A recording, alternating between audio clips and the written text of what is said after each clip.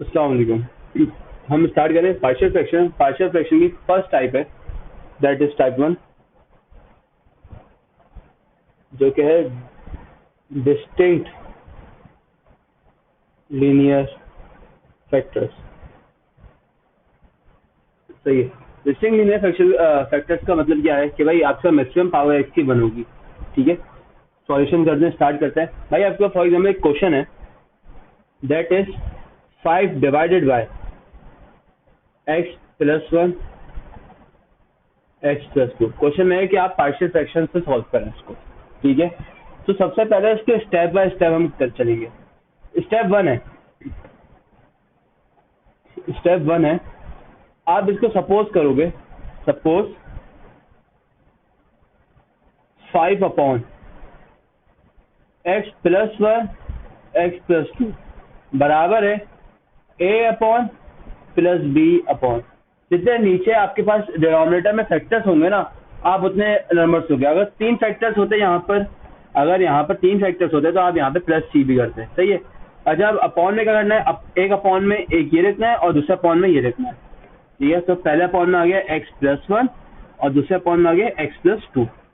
ठीक है, अब दूसरा स्टेप क्या करना है आपने, दूसरा स्टेप क्या करना है, step 2, multiply both side by. अब किससे मल्टीप्लाई करना है, जो 5 के नीचे डिनोमिनेटर है ना, 5 का डिनोमिनेटर है, आपने उससे मल्टीप्लाई करवाना है दोनों साइड्स को। मतलब x plus 1 x plus 2 multiply करवा दिया हमने, x plus 1 x plus 2 upon x plus 1 x plus 2। सही है, इक्वल्स टू आपके पास सेम ही रहेगा, लेकिन हर ए के साथ भी आप एक्स प्लस 1 एक्स प्लस 2 को मल्टीप्लाई करवाओगी और बी के साथ भी। हमने यही किया, हमने मल्टीप्लाई करवा दिया एक्स प्लस 1 और एक्स प्लस 2 को। सिमिलरली आपने बी के साथ भी यही किया। ठीक है, अब क्या करेंगे हम लोग, इसको नाम दे देंगे इक्वेशन, बल्कि नहीं, इसका एक और स्टेप होगा। एक और स्टेप क्या है, सिंप्लीफाई कर लेंगे। जहां जहां कोई चीज कैंसिल हो रही है वो कैंसिल कर देंगे। अगर हम लेफ्ट हैंड साइड पे देखें तो एक्स प्लस वन आपस में कैंसिल हो गया, एक्स प्लस टू आपस में कैंसिल हो गया। सिमिलरली राइट हैंड साइड पे एक्स प्लस वन आपस में कैंसिल हो गया और एक्स प्लस टू पे। तो आपके पास जो फाइनल आंसर है वो बचा 5 equals to a x plus 2 plus b x plus 1। ठीक है, ये हो गया आपका इक्वेशन 1। दोस्तों यहाँ तक आप लोगों को समझ आ गया। अब नेक्स्ट स्टेप में क्या करेंगे, नेक्स्ट स्टेप में हम लोग को ए और बी दोनों की वैल्यू चाहिए। अब ए और बी की वैल्यू कैसे निकालेंगे, जो आपके पास ये दो ब्रैकेट है ना, ए के साथ भी और बी के साथ भी, आप एक एक करके स्टेप 3 में बोलोगे कि भाई जो आपने ब्रैकेट है, आपने उसको ब्रैकेट को यार एक्स प्लस 2 इक्वल्स टू 0। ठीक है, तो एक्स की वैल्यू क्या आ गई आपके पास -2। देन उसके बाद आपने इस -2 को इक्वेशन 1 के साथ पुट करवा दिया, ताकि बच गया 5 equals to a -2 plus 2 plus b -2 plus 1। तो -2 प्लस 2 इक्वल्स टू 0, तो 0 मल्टीप्लाई बाय ए 0 होगा और बी के साथ -1, -2 प्लस 1 -1।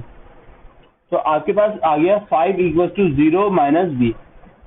ठीक है, आपको वैल्यू चाहिए बी की, तो बी की वैल्यू आ गई माइनस, इधर था दूसरी तरफ जाके -5 हो गया,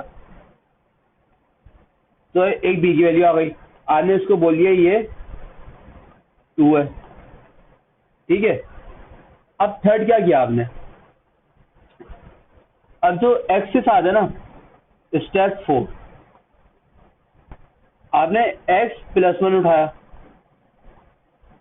जो बी के साथ था, तो ये बन गया एक्स इक्वल्स टू -1। आपने इसको पुट करवा दिया इक्वेशन 1 में, तो आपको बच गया 5 equals to a -1 plus 2 plus b -1 +1, तो ये हो गया आपका 5 इक्वल्स टू ए के साथ 1 आ गया, -1 + 2 +1 होता है, और प्लस बी -1 + 1 0 होता है, तो ये 0 बन गया। तो आपके पास ए की वैल्यू आ गई 5, ये हो गया आपके पास 3। ठीक है, अब आपने क्या करना है, अब आपने 2 और 3 को, जो आपके पास ए है ना, इक्वेशन ए, इसके आप पुट कर देना है। तो आपने लिखा यहाँ पे पुटिंग 2 and 3 इन ए, तो फिर ए क्या बन गई आपके पास, ये देखो आपका ए क्या थी, 5/x+1 x+2 equals to a/x+1 and x+2। ठीक है, तो आप इसको नीचे ले जाके जहां जहां ए था वहां ए की वैल्यू रख दी, और जहां जहां बी था वहां बी की वैल्यू रख दी। तो ए की वैल्यू क्या हमारे पास 5, और बी की क्या है -5।